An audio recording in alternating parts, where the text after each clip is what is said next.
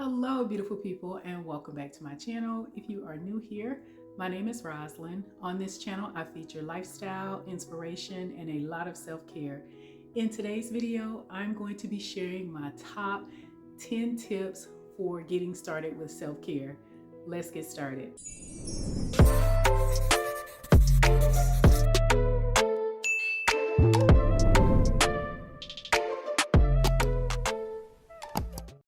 All right, so my first tip is to meditate. First thing in the morning, I love to just really clear my mind in terms of thinking about everything that I have to do that day. I don't want to think about that at all. What I do when I meditate is I meditate on the words. So I take that scripture and I really just think about how it applies to me and how it applies to my life. And I really just like to meditate on it and think about it throughout the day. So the second tip is to eat green. It's super hard because a lot of people kind of go throughout their day and they have specific things that they like to eat, but trying to get in some green leafy vegetables is going to help you in so many ways. It's going to help you with hair growth. It's also going to help your nails. It's going to help your skin. It's going to help your body as a whole. So just try to work in some green leafy vegetables throughout the day. The third tip that I have for you is to take a break when you need to. A lot of times we tend to kind of run on caffeine and sometimes we run on adrenaline, but you have to listen to your body. And if you feel like you need a break throughout the day and you can take a break, you should take a break when needed. It gives your mind a little rest and sometimes it actually boosts your productivity. So when you get back to work, you can work a little bit better. So the fourth one is to choose who you get to spend your time with. We have family, we have friends, we have coworkers, we have so many different people that we come into contact with all of the time. But we have to make sure that our relationships are very genuine relationships, that we're not attaching ourselves to toxic situations, whether that be family situations, friend situations, acquaintances, whatever it is. We need to mind the company we keep and remember that we have total and complete control over who we spend our time with. So the fifth thing is to laugh or do something very fun that's really going to have the inner child coming out of you. I love to look at specific social media feeds, and in those social media feeds, some people do pranks and sometimes the pranks are really funny. I also like to watch these social media feeds that have the animals on it and they do like silly stuff. So it just really warms my heart. So you have to find something that you can laugh at, whether it's comics or something that you can find each day that you can just laugh a little bit and let loose so you're not really thinking about anything else. There's a lot of research studies about laughter and how it helps the body in general, especially the mind. So definitely try to fit that into your daily schedule. The sixth tip that I have for you is to journal.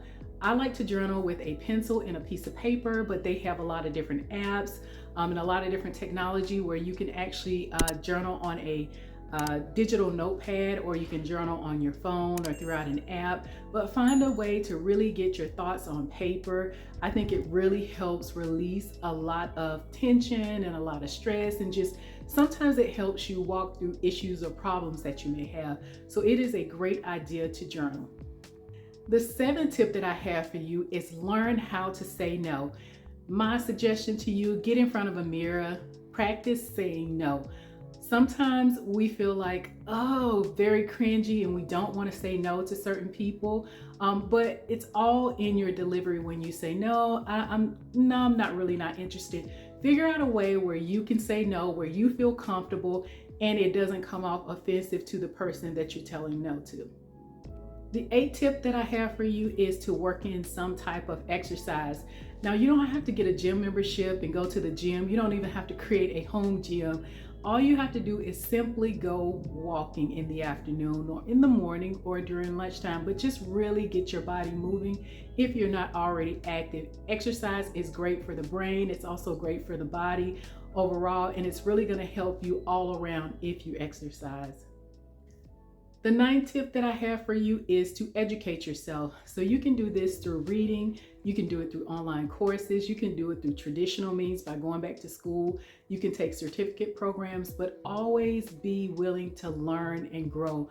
what it's going to do is it's going to help you in so many different ways as far as elevating your life. You can do something that you never thought you can do by either reading a book or actually going to a class. If you've always wanted to learn how to take really good photography pictures, take a class, and maybe that's a hobby that you start doing, but just educate yourself.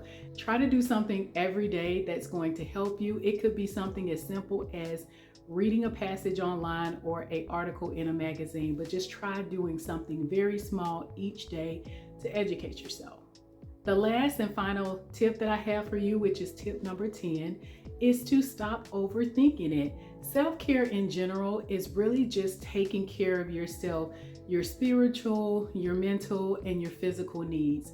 You have to craft and find a way that really works for you. What works for someone else may not necessarily work for you, but the 10 steps that I've given you today should get you started on your path.